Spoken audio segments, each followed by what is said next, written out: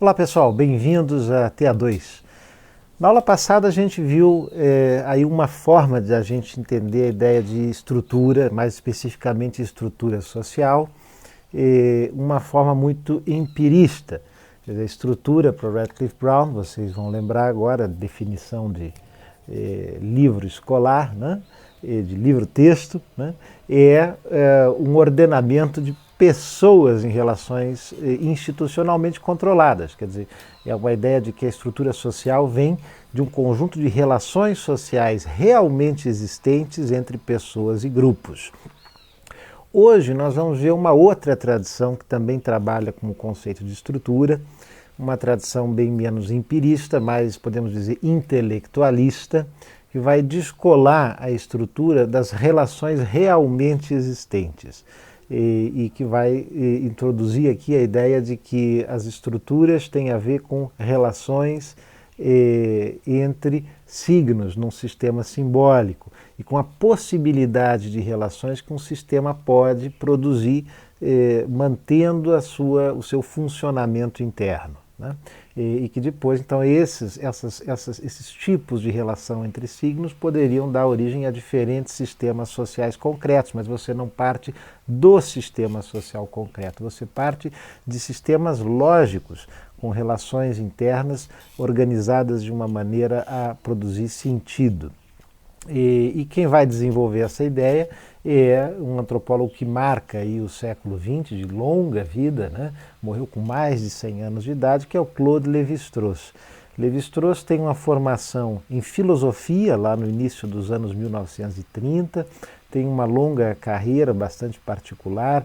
No final da década de 30 e na segunda metade da década de 30, de 35 a 39, ele esteve no Brasil trabalhando na missão francesa junto à USP. Foi onde ele foi se aproximando e se apaixonando pela essa ideia do estudo das culturas, né? Fez aí uma incursão ao Brasil profundo, mas não desenvolveu muito o trabalho de campo na sua trajetória.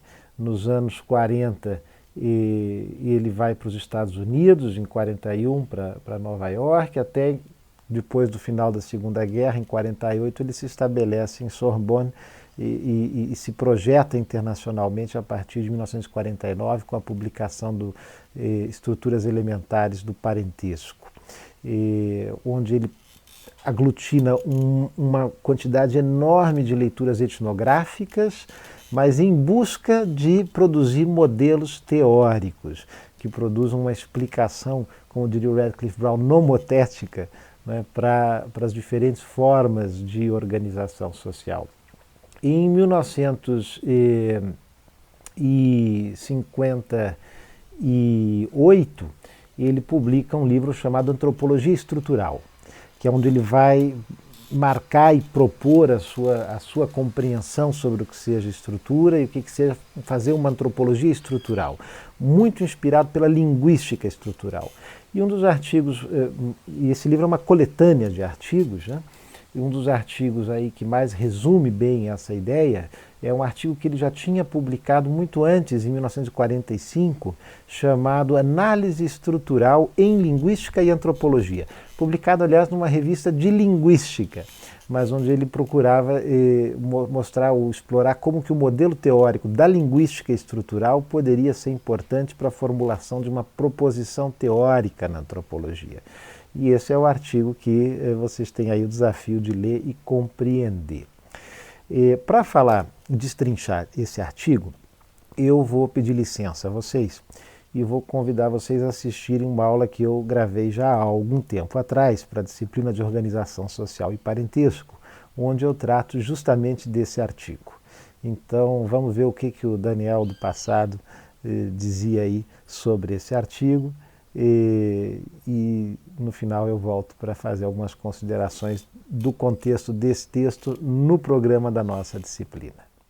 Bom, para a gente entender o que o Lévi-Strauss está querendo dizer aqui, é um texto dos anos 1940, a gente precisa voltar um pouco no tempo e entender o movimento que aconteceu na linguística, que é aquilo a que ele se refere, que é a criação da linguística estrutural. E a figura-chave para a gente entender isso é um linguista francês chamado Ferdinand de Saussure, que faz um movimento, uma transformação no objeto da análise da linguística, do estudo da linguística, que era comum até então no começo do século XX, da linguística buscar entender as línguas a partir de uma análise histórica, filogenética, quer dizer, estudar as línguas tentando entender que língua derivou de qual, então se estudavam as várias falas, as várias línguas dos países, buscando suas semelhanças e suas comparações entre os sons, entre as palavras, para identificar que língua teria vindo de que língua, para classificá-las em determinadas famílias e as relações históricas de derivação de uma língua para outra, quais seriam as línguas irmãs, as línguas mães, né? Um pouco como o Morgan, né, os evolucionistas faziam em relação à família, né? Entender que modelo de família veio de qual veio primeiro, depois se transformou e virou o quê. Isso é o que se fazia na linguística, uma linguística histórica. E o Saussure vai propor uma abordagem completamente diferente. Ele vai dizer, isso é como eu querer entender o jogo de xadrez, apenas estudando a história do jogo do xadrez e assistindo a todas as partidas possíveis de um jogo de xadrez. Não preciso disso, não há necessidade disso. Quer dizer, podemos fazer uma história das línguas, isso tem seu lugar, mas não é isso que é o papel central da linguística. Ele vai propor uma outra abordagem completamente diferente, pensando o seguinte, de novo a gente pode usar a metáfora do jogo do xadrez. Se eu quero entender um jogo de xadrez, eu não preciso assistir a todas as partidas de xadrez que já foram jogadas desde que o xadrez foi inventado. Né? Não faz sentido. Como é que eu faço para entender um jogo de xadrez e conseguir acompanhar uma partida de xadrez? Ora, é muito simples, eu preciso saber as regras do jogo de xadrez. Porque se é possível fazer milhões, bilhões de partidas de xadrez diferentes, e seria impossível conhecer todas as milhões e bilhões de partidas de xadrez possíveis, essas partidas todas são feitas a partir da mobilização de um pequeno conjunto de regras. Ora, então, se eu conhecer o pequeno conjunto de regras, eu conheço o xadrez. Então, para eu estudar e entender uma língua, eu não preciso ficar coletando e comparando e analisando todas as falas e os discursos dos falantes daquela língua, que seriam as partidas de xadrez. Eu tenho que ir em busca das regras que organizam o funcionamento daquela língua. Então ele faz uma distinção que vai ser importante, estruturante do pensamento, inclusive levi-straussiano, entre o discurso, a fala, né, aquilo que os falantes produzem, e as regras que permitem a produção do discurso. É o que ele vai chamar de parole, o discurso, a fala. Né? Em português a gente pode fazer infinitas falas, uma diferente da outra. Né? Tudo que eu falei até aqui agora eu podia falar a mesma coisa de uma outra forma, seria outra fala. Né?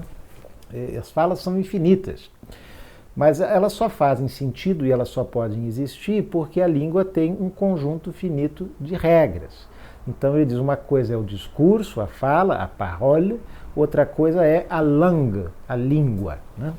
E o objeto da linguística não são os discursos e as falas infinitas, mas são essas regras subjacentes que permitem a fala.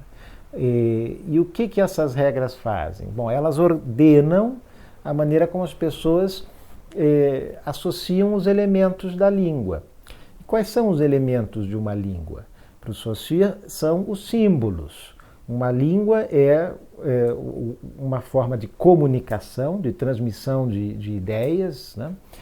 Assentada numa dimensão simbólica. O que é o símbolo?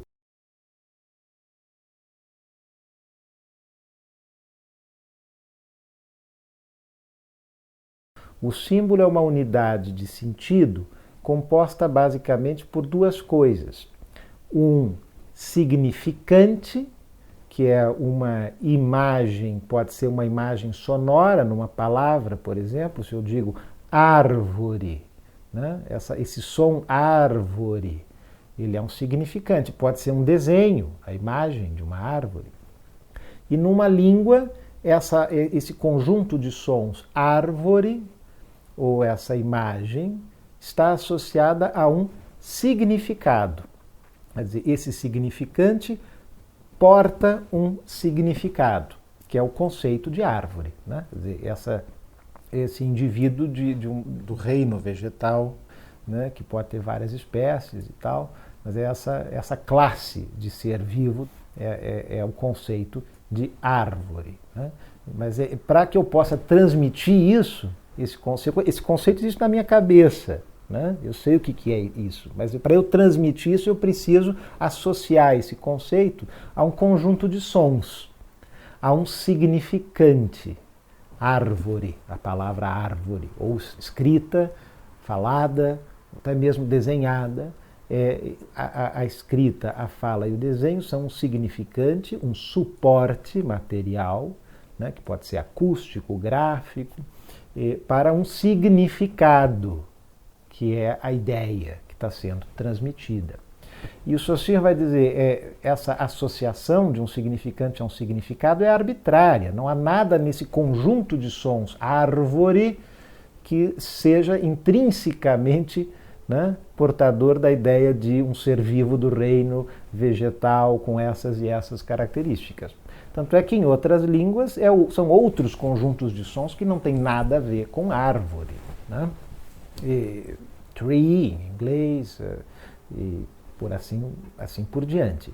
Então a associação entre o significante e o significado é arbitrária, é do plano da cultura, é um acaso da história, não me interessa. Agora, se a associação entre o significante e o significado é arbitrário, a relação entre diferentes símbolos não pode ser arbitrária. Existem regras em qualquer língua que me permite juntar alguns símbolos, ou se quiser algumas palavras, algumas classes de palavras, e não me permite juntar outras. Se eu quero fazer uma frase, produzir um discurso, uma parola, que faça sentido para o ouvinte, e essa é a ideia básica de uma língua, é fazer sentido, é permitir a comunicação entre os sujeitos, eu preciso seguir essas regras. Eu não posso sair aqui começando a ditar palavras para vocês ao acaso, uma série de substantivos, uma série de verbos. Ninguém vai entender nada, né? Quer dizer, posso fazer, mas aí eu estou fazendo uma música do Djavan, sei lá, alguma coisa assim, poesia, né? Coisa bonita para você sonhar, para você viajar. Mas para a função fundamental da língua, né, de uma comunicação fática, né, sobre o mundo, eu preciso seguir essas regras, senão o receptor da minha fala não vai entender nada do que eu aqui estou querendo transmitir, né? Então existe um conjunto finito de regras compartilhadas entre o falante e o receptor da mensagem, né, e que diz que signos eu posso associar um do lado do outro. Então, para fazer uma frase que faça sentido, eu tenho que ter ali um sujeito, tem que ter um verbo, tem que ter um objeto. São classes de palavras, classes de símbolos distintos que têm que ser associados numa determinada ordem, né? Pode haver aqui e ali uma outra inversão, mas também há regras para isso. Então, o que a linguística tem que estudar é esse universo finito de regras que organiza a relação entre os símbolos linguísticos. Né? Entendendo quais são essas regras, eu entendo a essência de uma língua. E é isso que o Saussure está propondo para a linguística. Chega da gente ficar aqui recolhendo discursos e buscando as semelhanças entre as palavras e os sons de uma língua para outra e tal. Isso não me permite dizer nada sobre a língua russa, sobre a língua alemã, sobre a língua, saber a história dela, se ela é uma língua irmã dessa, se ela é daquela, tá bom, mas isso não ajuda a entender a fundo a estrutura daquela língua. Para isso eu preciso entender o universo finito de relações entre os símbolos linguísticos. Então isso significa entender essas regras me permite descobrir um sistema simbólico, um sistema na língua, um sistema estruturado, que agrupa os símbolos linguísticos em diferentes subsistemas, as classes de palavras, né? Esses aqui são verbos, aqueles são adjetivos, os modos, etc, etc. E essas classes de palavra também estão relacionadas entre elas de tais e tais maneiras, e com isso eu vou montando uma estrutura daquela língua. Eu vou descobrindo, né, a estrutura daquela língua. E essa então seria uma abordagem efetivamente científica, né, de uma classificação, de uma taxonomia científica, e não essa coisa de ficar juntando, produzindo uma história por semelhanças dos discursos. Bom, com isso o Saussure lança as bases para uma linguística estrutural, quer dizer, que é entender a língua mais do que como um conjunto de falas, né, conjunto de discursos dos falantes, é entender a língua como uma estrutura, e vamos ver depois inconsciente, né? Quer dizer, quando eu falo, eu não estou o tempo inteiro pensando, opa, o que a gramática diz mesmo? Qual é a classe de palavra que eu posso usar agora? Ah, não, essa eu não posso. Agora já usei. Né? Não, isso está inconsciente, isso a gente aprende desde pequeno e não tem noção, não tem consciência disso. O papel do linguista e escavar e traduzir aquilo que está no nível inconsciente nessa lista de regras finitas e normas finitas que estruturam um sistema simbólico. A língua, portanto, é um sistema simbólico estruturado, um sistema de relações e oposições entre símbolos e conjuntos de símbolos, que uma vez que o pesquisador entenda bem, decifre, codifique, ele consegue apresentar ali na forma de uma estrutura. Quer dizer, esse modelo que eu estou desenhando aqui é a estrutura da língua tal, da língua qual. Né? Um outro passo que vai ser importante aqui na sequência, na linguística, é a fonologia, que o Lévi-Strauss menciona bastante. Quer dizer, porque se o Saussure diz a unidade, né, que os elementos que estão em relação no sistema linguístico são os símbolos, né? Então os símbolos seriam essas palavras associadas a significados. Um outro pesquisador, o Jacobson, vai quebrar isso em unidades ainda menores, né? E dizer, não, existe uma unidade de sentido ainda menor do que o símbolo, do que uma palavra, que são os conjuntos mínimos de sons que uma língua usa para poder portar sentido, para poder transmitir alguma mensagem, né? Para poder construir uma palavra. Para construir uma palavra eu tenho pequenos conjuntos de sons que podem ser combinados de determinadas formas. Há sons que podem ser combinados um do lado do outro, há sons que se eu juntar não vão fazer sentido, então não podem ser combinados, né? Então ele vai criar essa ideia do fonema como essa unidade mínima de sentido dos sons de uma língua, né? Línguas diferentes vão ter diferentes fonemas, né? Diferentes sons.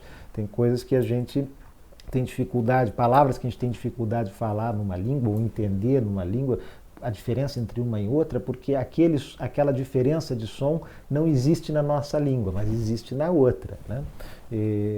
Por exemplo, pálido, palito e paletó, né? Eu lembro de uma piada do Jô Soares, uma anedota que ele conta, que ele disse que uma vez um alemão disse para ele isso, eu não consigo entender como vocês diferenciam, né? Pálido, pálido, pálido, né? Porque no alemão não havia essas diferenças do pálido, palito, paletó, né? Então são pequenas variações de som que mudam completamente o sentido daquilo que está sendo dito, né, numa língua. Na composição da palavra que vai ser o símbolo, você tem a junção de vários fonemas, né, de pequenos sons que podem ser colocados em oposição a um que vem depois e um que vem depois para formar as sílabas da palavra e ela poder portar ou ser associada a um significado. Né? Então, para o Jacobson, você tinha que entender não só exatamente as relações entre as palavras, mas as relações entre os fonemas, essas unidades básicas de sentido que vão se juntar para poder produzir um sentido. E o sentido que ela produz não está nela mesma, né? Mas na relação dela com o som ao lado. Conforme o som em que você ponha ao lado dele, ele vai ter um sentido. Bom, essas unidades mínimas de som, elas não têm um sentido nelas mesmas, né? Embora a gente possa até intuitivamente imaginar que aqueles sons mais sibilantes parecem mais aflitivos, né? Dão uma sensação assim, enquanto os sons mais alveolares,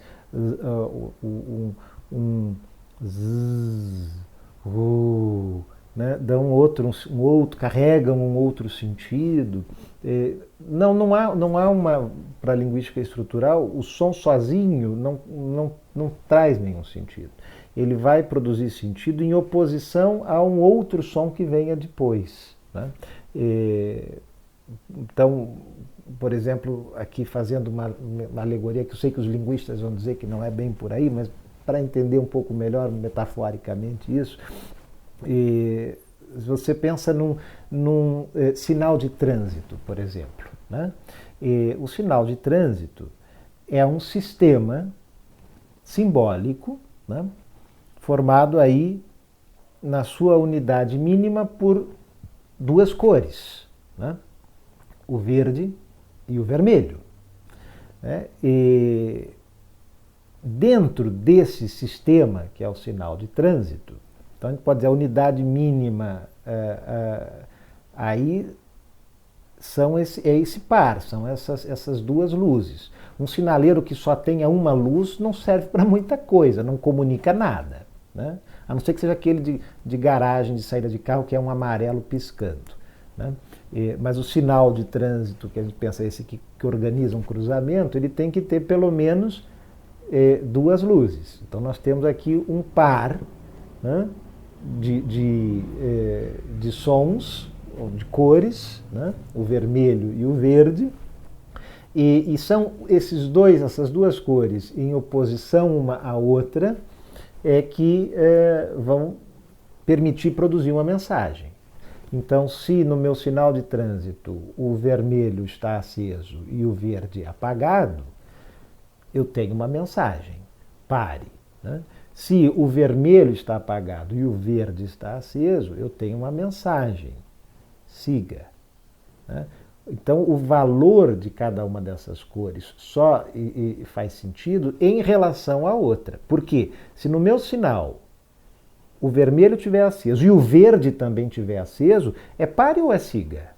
Sigo ou paro? Como é que eu faço? Perde o seu sentido. Não faz sentido. Não funciona. Esse sistema simbólico não comunica, ele colapsa. Né? Então eu preciso que um esteja de um jeito em oposição ao outro. E aí sim o sistema comunica. Aí há uma lógica, aí ele funciona como um sistema e, de fato, comunica algo. Né? Então o valor do vermelho no sistema de um sinal de trânsito depende do estado do verde. Eu preciso que o verde esteja apagado. Há uma regra que organiza a relação entre esses dois símbolos, o vermelho e o verde, entre essas duas unidades, para formar um símbolo capaz de portar um significante. Né? Um sinal de trânsito com o vermelho aceso e o verde apagado significa algo, significa siga. Ou pare, né? O vermelho aceso e o verde apagado significa pare. O verde aceso e o vermelho apagado está lá portando um significado, siga. Então eu preciso desses elementos menores dentro do sistema para que ele possa portar um significado, elementos esses que vão estar necessariamente em oposição um ao outro. para que o sistema possa funcionar. Se os dois estiverem acesos, não funciona. Se os dois estiverem apagados, a mesma coisa. Né? O que está dizendo esse sinal? Siga ou pare. O que está dizendo esse símbolo? Qual é o significado que ele porta? Nenhum, não funciona. Né? Então, assim, essa ideia que surge na linguística, na fonologia, também o Lévi-Strauss vai dizer, opa, aqui tem uma coisa importante. Né? Quer dizer, eles estão dizendo que devemos abordar esse objeto pensando não em comparar expressões reais, que são as falas, que podem ser infinitas, mas em busca de regras, que são finitas, inconscientes. Regras do quê? Regras de relações entre as unidades mínimas de sentido, né, que funcionam uma em oposição à outra para produzir um significado, para formar um sistema, nesse caso simbólico, né, no caso da linguística, que comunique, que atinja a finalidade para a qual a língua existe, que é a comunicação. E o Lévi-Strauss vai dizer que quem melhor dá forma a isso, e cristaliza a ideia de uma linguística estrutural, é o Trubetskoy, ao dizer que existem aí 4 passos ou tarefas fundamentais da linguística nessa perspectiva de uma linguística estrutural. Primeiro, é passar do estudo dos fenômenos, dos epifenômenos da fala, né, aos fenômenos inconscientes. Né? Então, não vamos ficar aqui estudando os discursos, vamos estudar a Langue, o universo finito de regras que opera a nível inconsciente dos sujeitos. Primeira coisa, então, passar ao estudo de fenômenos inconscientes. Segunda, compreender o valor dos termos estudados na relação que esses termos estabelecem entre si. Né? Eu não quero saber qual é o significado de um som mais alveolar, ou de um som mais fricativo, ou de um som mais... Não. O som só tem valor quando entra um outro do lado que se choca com ele, como as luzes do sinal de trânsito. Elas só vão ter um valor comunicacional se ela estiver oposta a uma outra e funcionando junto com ela. Aí comunica alguma coisa. Aí tem um valor. Né? Então é compreender o valor dos termos desse sistema na relação que eles estabelecem entre eles. Né? Não é isoladamente que eu vou entender o valor daquele termo. Ele só ganha sentido e valor na relação com um outro termo do sistema. Situar esses termos no interior de um sistema lógico, então eu encontro aí os pares que se opõem para produzir sentido, e esses pares vão se combinando dentro de um sistema lógico maior, né, que é o que vai permitir pensar a estrutura daquela língua. Né? As classes de palavras, os modos, os tempos, etc. e tal. Então, situar esses elementos que, ao se opor um ao outro, produzem sentido no interior de um sistema lógico maior. E, por fim, descrever as leis gerais de funcionamento desse sistema. Então, como que nessa língua esses termos lógicos básicos podem se combinar e como que eles se agrupam em sistemas lógicos maiores para formar um universo finito de regras que permite aos falantes produzir os seus discursos e a quem está ouvindo entender esses discursos. Bom, e isso Lévi-Strauss diz que é o que a gente devia aprender para fazer. Ciência é isso é ciência. Né? Esse é o modelo da ciência nomotética que a gente tem que seguir. E tal como Radcliffe Brown, Lévi-Strauss acha que a antropologia precisa mesmo ser uma ciência e seguir essas regras e parar de fazer história, né? Ou simplesmente recolher falas dos falantes. É preciso encontrar aí essas leis gerais, é preciso encontrar regras. E aí então ele vai propor uma analogia de método. Não é que ele vai dizer, vamos estudar então os fenômenos do parentesco da mesma forma, como se o parentesco fosse também uma língua, como se o parentesco também estivesse comunicando algo. Não, não é isso. Não é uma analogia do objeto estudado. É uma analogia de método. vamos estudar as coisas da antropologia, mas com um método semelhante a isso, com a mesma abordagem feita pela linguística estrutural, né? Inspirado aí nesses 4 passos do Trubetskoy. Vamos deixar de lado a dimensão consciente e vamos ter como objeto de estudo a dimensão inconsciente, as regras finitas que permitem aos sujeitos se comportarem como se comportam em sociedade e articularem as suas relações de parentesco como articulam em diferentes sociedades, né? Mas para isso, então, eu preciso entender qual é a unidade mínima do parentesco, qual é aí o fonema do parentesco, quais são os conjuntos, os elementos que estarão em relação formando um sistema lógico quando eu estou falando de sistemas de parentesco. Será que são os termos de parentesco? Pai, mãe, tio, tia, filho, sobrinho, primo, esses são os termos de um conjunto de parentesco.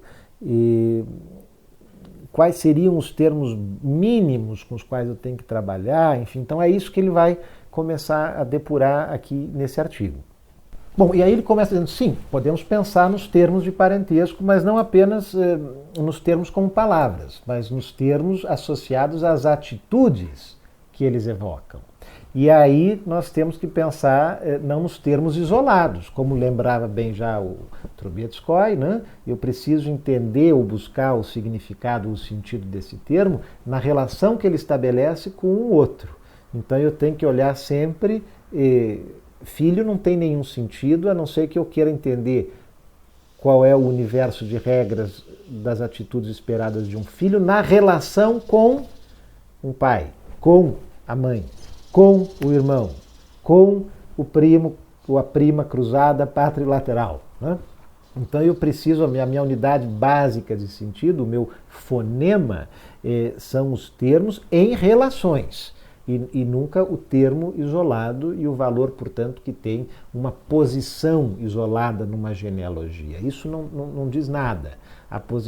Qual é a posição social do tio materno? Em relação a quem? Né? Em oposição a quem? Ao cunhado? Ao cara que casou com a irmã dele? Em relação ao sobrinho uterino? Ao filho do cara que casou com a irmã dele? Né? Eu preciso saber em relação a quem aquela posição está, para daí eu poder ter um fonema, para daí eu poder ter uma unidade básica de sentido e ir em busca da regra que organiza a relação entre os dois termos naquela unidade básica de sentido. Agora, Lévi-Strauss está preocupado em desenvolver um método digno de ser chamado ciência, portanto ele tem que ser o mais econômico possível, explicar o maior número possível de relações entre termos com o mínimo possível de elementos. E, principalmente, entender um sistema sem depender de explicações para fora do sistema. Lévi-Strauss está preocupado aqui em entender um sistema de parentesco, portanto, como relações lógicas possíveis entre os termos desse sistema de parentesco. Sem nenhum... Como é um fenômeno, ele está pensando no fenômeno inconsciente, ele quer desenhar um modelo, e aí é quase que pura matemática, das relações possíveis entre os termos para expressar atitudes independente de outras dimensões da vida social, independente das regras de organização política daquela sociedade, de formação de grupos.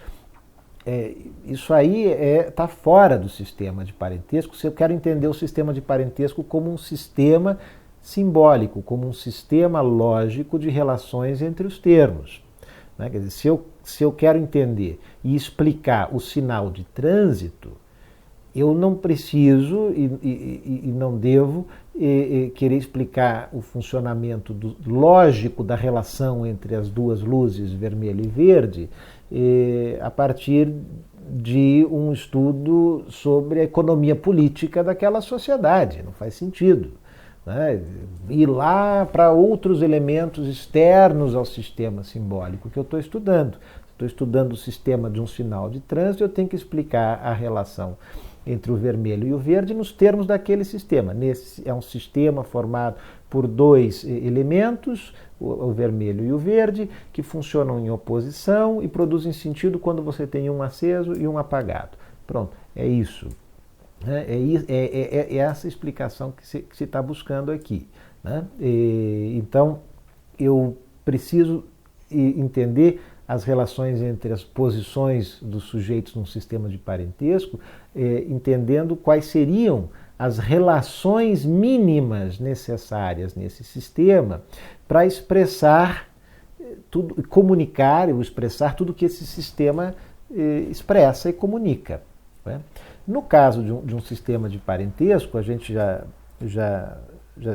tinha visto com o Radcliffe Brown e o Lévi-Strauss segue por aí também. Ele diz um sistema de parentesco. Num sistema de parentesco você tem três tipos básicos de relações. Esse agrupamento dos sujeitos no sistema de parentesco expressam em geral três tipos básicos de relações. A afinidade e a consanguinidade, né, se é afim ou se é consanguíneo, que expressa a natureza da relação. Né, uma relação, por exemplo, entre um pai e um filho é uma relação de consanguinidade. Uma relação entre um cunhado e outro cunhado é uma relação de afinidade. São naturezas distintas. Né? Então, a natureza da relação é um elemento que é expresso no sistema de parentesco. O outro elemento que os ingleses chamam que é a filiação, né? O Lévi-Strauss vai dizer isso é uma diferença de geração, né? Quer dizer, entre as gerações acima de mim, a minha geração e a geração abaixo de mim. Então a relação entre irmãos é uma relação de mesma geração, a relação pai-filho é uma relação de geração diferente e a relação entre o pai e a mãe é uma relação de mesma geração. Então, critério geração, você tem relações de geração igual, a mesma geração, ou diferente. Tá? A natureza da relação, consanguínea ou afim. E, por fim, o sexo, que também é um elemento importante operando na configuração dos sistemas de parentesco. O sexo do sujeito, bem explicado. Né? Se homem ou se mulher, ou seja, se naquela relação entre dois sujeitos eles são do mesmo sexo ou de sexo diferente. Né? Então a relação entre dois irmãos é uma relação de mesmo sexo. A relação entre um irmão e uma irmã, relação de sexo diferente. Então, com esses três critérios, natureza da relação, geração e sexo, você consegue expressar todos aqueles problemas que os ingleses estavam estudando nos sistemas de parentesco. Né? Problemas de ordenamento do sistema de atitudes.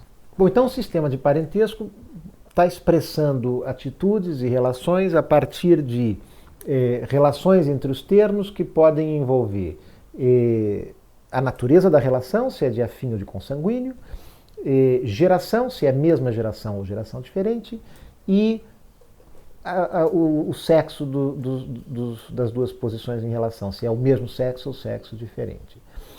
Bom, então vamos combinar isso e ver quais são as relações mínimas que eu tenho que pôr no meu sistema, na minha genealogia, para que eu tenha todas as combinações possíveis. Bom, são três elementos, né?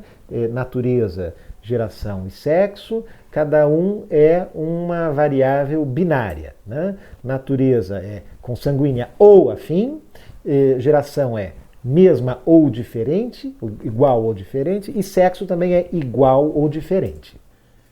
Bom, então vamos aqui tentar colocar no papel qual seria o universo de termos em relação que pudessem expressar todas as relações possíveis dessa combinação dos critérios aqui de natureza, geração e sexo, né?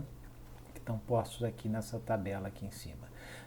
Bom, temos aqui um conjunto de termos de parentesco. Nós vamos ver que esse aqui é o mínimo possível de termos de parentesco para expressar todas aquelas relações que estão combinadas aqui em cima, né?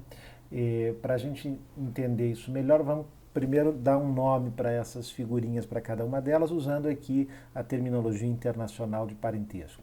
Então temos aqui essas letras que são a forma de identificar cada um deles. Vamos tomar esse sujeito aqui como sendo o nosso ego, né? Ele pode ser tanto o son, o filho desse father, desse pai aqui, como pode ser o brother, o irmão, né, dessa irmã aqui, Z, de sister, né, mas com Z, enfim, para diferenciar do S do filho, né? Então ele aqui pode ser filho, pode ser irmão dessa irmã ou desse seu irmão aqui, né? Esse pai aqui também pode ser husband, marido, né, dessa mulher aqui, que nesse caso é a wife, a esposa dele, né? Ou pode ser o brother dessa irmã aqui do lado. A esposa também pode ser mãe, mother, desse nosso ego aqui de baixo, né? E ela, por sua vez, tem também um irmão que, em relação a esse ego aqui de baixo, é o mother's brother, o irmão da mãe, né, desse nosso ego. Esse irmão da mãe também pode se casar com alguém que, em relação ao nosso ego, vai ser o mother's brother's wife, a esposa do irmão da mãe, né? E a mesma coisa do outro lado aqui, esse pai pode ter uma irmã, né, a irmã dele aqui, mas em relação ao ego, essa irmã do pai é exatamente isso, father's sister, irmã do pai, né? E essa irmã do pai pode se casar, e aí em relação ao ego, esse sujeito aqui vai ser o father's sister husband, o esposo da irmã do pai, né? Então temos aqui esse conjunto de termos, e a partir esses termos vão poder se relacionar, e aqui nós conseguimos, com esse conjunto mínimo de termos, encontrar todas essas relações aqui em cima. Vamos ver se temos? Então, primeiro, eu consigo encontrar nesse diagrama de parentesco uma relação que seja de afinidade, de mesma geração e de mesmo sexo. Consigo facilmente aqui nessa primeira geração. A relação do pai com o irmão da mãe é uma relação de afinidade, porque passa por um casamento, né? De mesma geração, os dois estão na primeira linha, e de mesmo sexo, os dois são homens. Então temos sim. Temos aqui alguma relação de afinidade, de mesma geração e de sexo diferente? Temos também, ainda pensando aqui nesse pai, a relação dele com essa concunhada aqui, né, com a mulher do irmão da mãe, é uma relação de afinidade, porque passa por um casamento, na verdade passa até por dois, né, de mesma geração, estão na mesma linha, e de sexo diferente, um é homem e outro é mulher. Temos uma relação de afinidade, de geração distinta e de mesmo sexo. Temos aqui a relação desse nosso ego com o marido da irmã do pai, né? É uma relação de afinidade, que passa por um casamento, de geração diferente, um está na primeira linha, outro está na segunda, e de mesmo sexo, os dois são homens. Então, temos também, né? E por fim, temos uma relação de afinidade, de geração distinta e de sexo distinto. Temos que é esse espelho aqui, né? A relação do ego com essa mulher aqui, que é a esposa do irmão da mãe, né? É uma relação de afinidade porque passa por um casamento, geração distinta, que um está na primeira linha, outro está na segunda, e de sexos diferentes, que um é mulher e o outro é homem, né? Então, todas essas combinações possíveis no campo da afinidade estão aí. No campo da consanguinidade, temos uma relação de consanguíneos, de mesma geração e de mesmo sexo, mas temos aqui esses dois irmãos, né? São consanguíneos, na mesma geração e de mesmo sexo. Temos sim. Temos uma relação de consanguinidade, de mesma geração e de sexos diferentes, temos aqui esses dois irmãos, né? Mesma geração, consanguíneos, mas sexos diferentes. Aliás, temos 3 relações de germanidade aqui, né? De mesma geração, consanguíneos e sexos diferentes. Tem aqui na geração de baixo, tem também na geração de cima. Temos consanguíneos de geração distinta e mesmo sexo. Temos consanguíneos de geração distinta e mesmo sexo. Essa relação aqui do nosso ego com o seu tio materno, são consanguíneos de geração distinta e de mesmo sexo. Temos consanguíneos de geração distinta e sexo distinto? Temos, só espelhando aqui a irmã do pai, do nosso ego, faz aqui, são consanguíneos de geração distinta e de sexo distinto. Então, com esse número mínimo aqui de termos, eu consigo estabelecer todas as combinações, as relações que resultam da combinação lógica possível desses 3 critérios, natureza, geração e sexo. Está tudo expresso aqui. Então, a gente poderia dizer que o Lévi-Strauss está criando aqui o átomo do parentesco, né? O mínimo que eu preciso ter de termos em relação para expressar as combinações possíveis de relações necessárias para compreender os efeitos de um sistema de parentesco. No texto que a gente está discutindo, ele vai trabalhar com uma versão ainda mais simplificada desse átomo do parentesco, que é o que nós poderíamos chamar de um átomo leve do parentesco, né?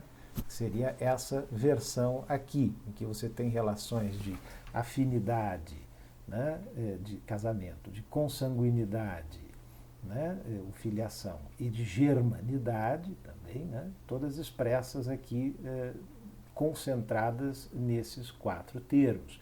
E o interessante é que por esse critério, né, seja no átomo pesado, seja no átomo leve, o irmão da mãe já nasce dentro do sistema de parentesco. A família elementar para o Lévi-Strauss tem necessariamente que incluir o irmão da mãe. Não dá para deixar ele de fora, ele não é algo que vem de fora. E aqui a gente tem uma distinção básica em relação ao pressuposto do Radcliffe Brown, que trabalhava com uma noção biológica de família elementar, pai, mãe e filhos, né? Para o Lévi-Strauss, pai, mãe e filhos não bastam para expressar aquele conjunto de relações lógicas, de combinação possível dos critérios que o sistema teria que ter. Quer dizer, o nosso semáforo, o nosso sinal de trânsito aqui precisa ter elementos em relação, né, pares de relações, que necessariamente exigem a presença do irmão da mãe. Ele é uma das luzes aí desse sinaleiro que tem que estar aí dentro para que esse sinaleiro possa comunicar algo.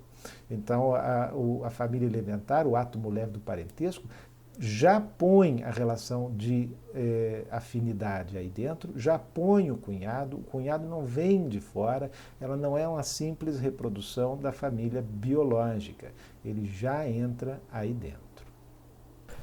Bom, com isso na cabeça, fica mais fácil a gente entender a análise que ele vai fazer do avunculado, né? Aquele fenômeno da relação especial entre o sobrinho uterino e o tio materno, né? Do qual a gente já falou aqui quando eu falei do Radcliffe Brown, o que está no texto O Irmão da Mãe na África do Sul. O que o Lévi-Strauss está dizendo? Olha, o Radcliffe Brown deu um passo importante em relação às análises anteriores sobre o avunculado, porque ele entendeu que aquilo era um sistema, né? E que não se tratava apenas de olhar para a relação do tio materno com o sobrinho uterino. Tinha também uma relação ali que era a do filho com o seu pai, né? E onde a relação do tio materno com o sobrinho uterino era jural, necessariamente a relação do pai com o filho era jocosa, carinhosa, informal, e vice-versa. Então, ele diz, o Radcliffe Brown foi quase chegou na abordagem estrutural, né? Mas aí se perdeu onde? Ao vincular isso a uma regra de descendência, ao vincular isso a uma forma de organização social. de formação de grupos e relações políticas entre os grupos e lealdades. Não, não façamos isso. Não é essa a função da antropologia. Nós estamos estudando combinações lógicas possíveis entre as relações. Não me interessa o que as pessoas fazem disso depois. São as combinações lógicas possíveis das relações que têm que ser exploradas aqui. E aí a gente vai encontrar povos que em algum lugar vai ter um povo que adota uma dessas combinações, se elas fizerem sentido, né? Ou seja, é a análise do sinal de trânsito de novo, né? Então Radcliffe Brown começou bem, mas depois se perdeu. Vamos continuar então a análise das relações que existem nesse sistema. Radcliffe Brown identificou essas duas, mas tem mais duas. Tem a relação desse cunhado com a sua irmã, ou seja, do irmão da mãe com a mãe, e a relação do pai com a mãe, ou do marido com a mulher. Então, aí são essas 4 relações que formam esse sistema. E eu agora, então, vou partir aqui a fazer uma análise combinatória de novo, né? Vamos imaginar aqui que a relação jural possa ser vista aí com um sinal de negativo e a jocosa com um sinal de positivo, só para fins aqui, né? De novo, são variáveis, são relações que podem ser ou jocosas ou jurais, né? Uma variável binária, né? Ou a lâmpada, o vermelho está aceso ou o verde está apagado. E para o sistema funcionar, se um está aceso, o outro tem que estar apagado, né? Então, vamos aqui combinar e ver que possibilidades nós temos, né? Então, fazendo aqui uma tabelinha, a gente pode ver na relação do irmão da mãe com o filho, né? E vamos usar aqui então a nomenclatura padrão para isso. MB é o irmão da mãe, mother's brother, né? A relação do irmão da mãe com o filho, a relação do pai com o filho, a relação do irmão da mãe com a mãe e a relação do pai com a mãe. Bom, eu posso ter um sistema em que a relação do irmão da mãe com o filho seja positiva, do pai com o filho negativa, do irmão da mãe com a mãe positiva e do pai com a mãe negativa. Posso ter agora também, então, mais menos, mais menos. Posso ter mais menos, menos mais. Menos mais, mais menos. Menos mais, menos mais. Logicamente, pelas combinações, eu poderia ter também mais, menos, menos, menos, menos, mais, menos, menos, menos, menos, né? Fazendo aqui todas as combinações possíveis dessas relações. O que a etnografia mostra é que essas 4 primeiras combinações existem, né? Operam bem, funcionam, né? E funcionam como relações necessárias, como um sinal de trânsito, né? Onde a relação do irmão da mãe com o filho é positiva, necessariamente a relação do pai com o filho é negativa. Onde a relação do irmão da mãe com a mãe é positiva, necessariamente a relação do pai com a mãe é negativa. E vice-versa, e vice-versa, e vice-versa, né? Já a possibilidade de você ter relações positivas numa mesma geração não se encontra. E aí, então, é que o Lévi-Strauss formula a sua regra geral. Quer dizer, as 4 últimas possibilidades não existem. E é o que leva ele a levantar a seguinte hipótese. Olha, a gente pode olhar para esse diagrama aqui como se tivesse, aí sou eu que estou falando, vamos dizer assim, 2 sinais de trânsito operando aqui, um em cada geração.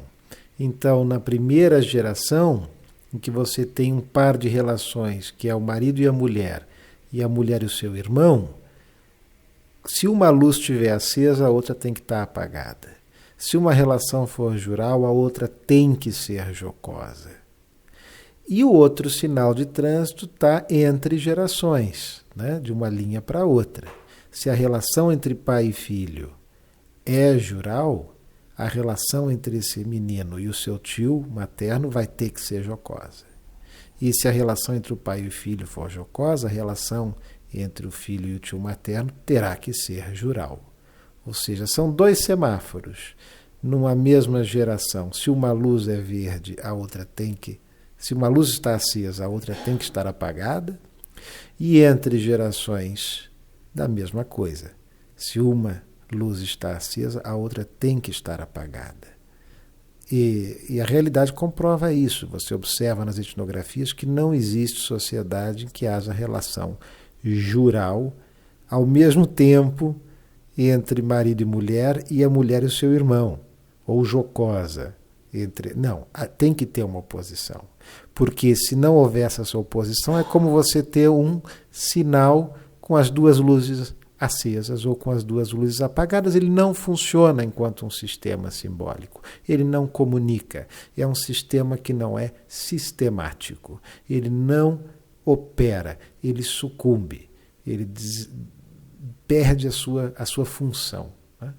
Então, com isso, o Lévi-Strauss está dizendo aqui que nós temos, na verdade, dois pares de relações entre duas gerações.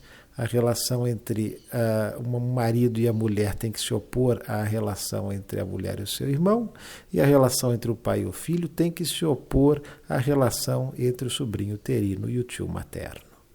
Então, no fenômeno, o que seria o fenômeno do avunculado? Seria um sistema, um sinal de trânsito, vai lá o sinaleiro, em que a relação do irmão da mãe com o filho está para a relação do irmão da mãe com a mãe, assim como a relação do pai com o filho está para a relação do pai com a mãe. Então, o que o Lévi-Strauss faz? Ele encontra a expressão algébrica, né? Ou a expressão lógica da regra desse conjunto de quatro relações. Né? Elas estão encadeadas necessariamente nesse tipo de vínculo, que ele expressa, podemos dizer, nessa fórmula, aí, expressão quase que matemática. Né?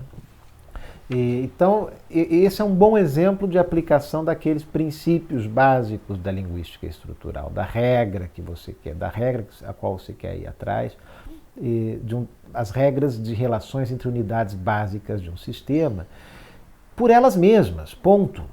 Não vou explicar isso aqui recorrendo à forma de organização social daquele grupo, porque ali o grupo tem que ter uma regra de formação de um grupo corporado, que atua nos casos de vingança de sangue, que tem de onde sai uma linhagem de chefia.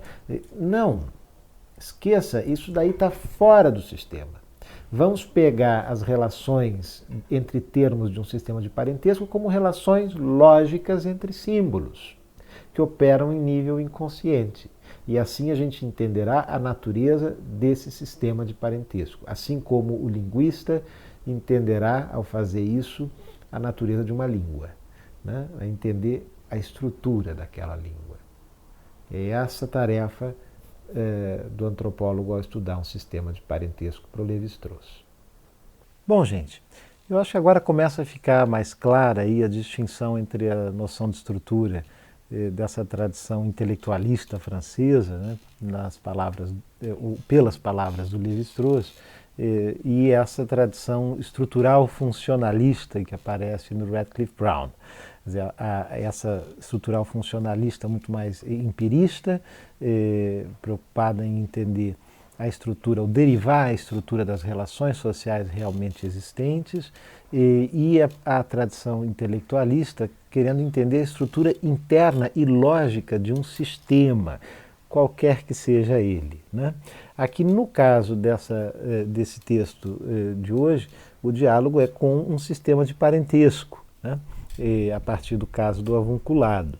E isso vai ser um elemento importante no desenvolvimento do Lévi-Strauss, que afinal não é um autor de um só texto, ele tem uma longa trajetória e vai mudando de interesses ao longo da sua trajetória intelectual, mas que se projeta internacionalmente justamente na discussão sobre teoria de parentesco, quando ele vai mudar o foco dessa teoria. Para o Lévi-Strauss, parentesco, o estudo dos sistemas de parentesco é menos uma questão de entender quais são as regras que definem o pertencimento de alguém que nasceu a um grupo ou a outro, né? Portanto, é menos uma questão de definir as regras de descendência e mais uma questão de entender as regras que permitem a aliança, o casamento entre pessoas.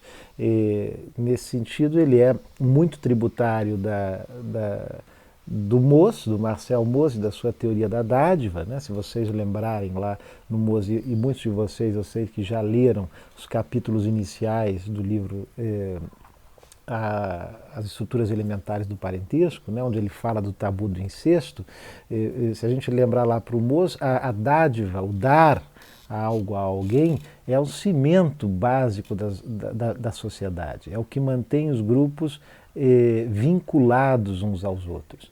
E para o Lévi-Strauss, o tabu do incesto é mais do que uma proibição de casar com um parente consanguíneo, é uma obrigação de você buscar um cônjuge fora do seu grupo, porque aí se estabelece uma aliança com o outro grupo. Então, para o Lévi-Strauss, o parentesco, mais do que fundado na descendência, está fundado nas regras de aliança entre os grupos que existem.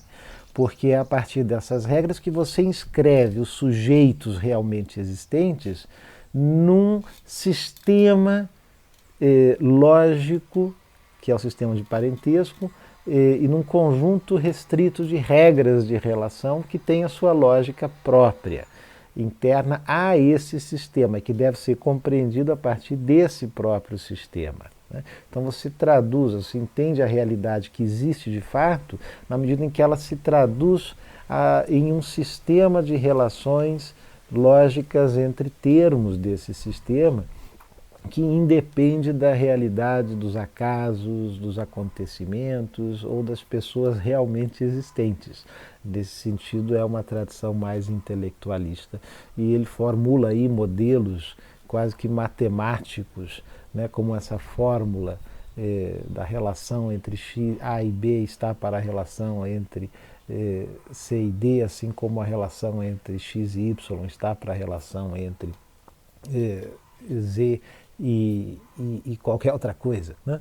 Quer dizer, são fórmulas de relações entre termos de um sistema que não podem e não devem estar associados às questões históricas, idiosincráticas. Eles têm que responder a uma necessidade lógica dos sistemas simbólicos. Mas notem que tanto para uma tradição quanto para outra, há aí o pressuposto de que as formas de vida social derivam de estruturas organizacionais anteriores. Quer dizer, a vida tem regras, essas regras formam um sistema, ou essas regras advêm de um sistema que tem que ser descoberto pelo pesquisador, desvendado pela antropologia, né, e expresso nas formas de um modelo. O modelo não necessariamente tem que corresponder 100% à realidade, né? Lévi-Strauss já dizia em outros textos, respondendo a algumas críticas, né, por exemplo, o modelo de uma molécula de água, né, são 2 átomos de hidrogênio e um de oxigênio. Agora, se você abrir a sua torneira aí na pia da sua casa, aquilo que sai dali não é exatamente H2O. Tem hidrogênio, tem oxigênio e tem um monte de outras coisas também. Quer dizer, a vida, como ela se desenrola, traz outras coisas para além do que o modelo prevê.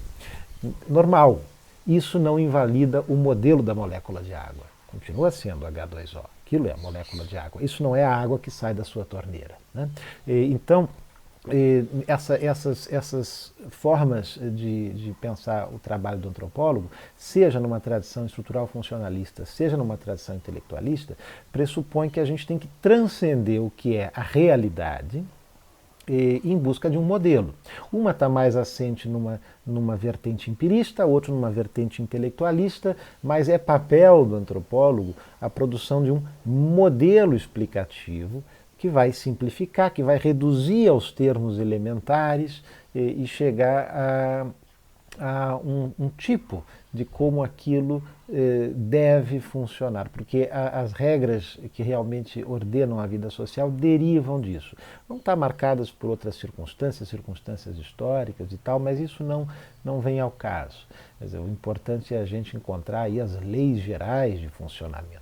Então, tanto uma tradição quanto a outra estão aí bastante lembrando ou relembrando Stocking, né, no campo do desafio de compreensão do universalismo do anthropos e marcados por uma compreensão da antropologia como uma ciência nomotética em busca de leis gerais que expliquem, por meio de uma compreensão teórica, o funcionamento dos processos da vida social, que vão ter suas características particulares aqui e ali, que vão se alterar por fenômenos históricos, mas que no fundo estão estruturados, né?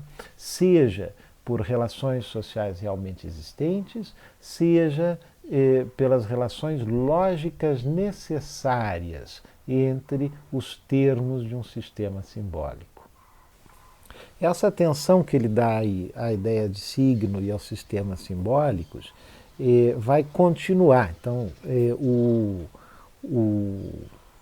o Antropologia Estrutural é de 1958, e alguns anos depois, em 1962, ele publica um livro chamado La Pensée Sauvage, o Pensamento Selvagem, que é uma análise sobre justamente sistemas classificatórios, a maneira como as várias culturas humanas produzem classificações do mundo, muito baseada nessa ideia de interpretação de sistemas simbólicos e análise de sistemas simbólicos, e onde ele vai tentar desconstruir alguns preconceitos do senso comum, ainda mais num contexto de pós-Segunda Guerra Mundial, né? Sobre as formas de pensamento humano das sociedades ditas tribais, primitivas, em relação ao que seria um pensamento científico. Mas isso já é assunto para a nossa próxima aula, né, onde a gente vai entender como que o Lévi-Strauss utiliza essa noção de simbolismo e de pensamento e de sistemas simbólicos para entender o pensamento humano e como que isso inspirou autores também de outras nacionalidades a adaptar aí uma análise de tradição mais estrutural funcionalista, como no caso da Mary Douglas, ou de uma tradição culturalista, como no caso do Marshall Sahlins, a esse modelo teórico de compreensão das formas de ser e de estar no mundo como expressões de sistemas simbólicos. Isso a gente vai ver na semana que vem com o texto A Ciência do Concreto, do Lévi-Strauss. Por enquanto, concentrem-se na leitura do Análise Estrutural em Linguística e Antropologia e a gente se vê na terça-feira da semana que vem na nossa aula síncrona. Um grande abraço e até lá.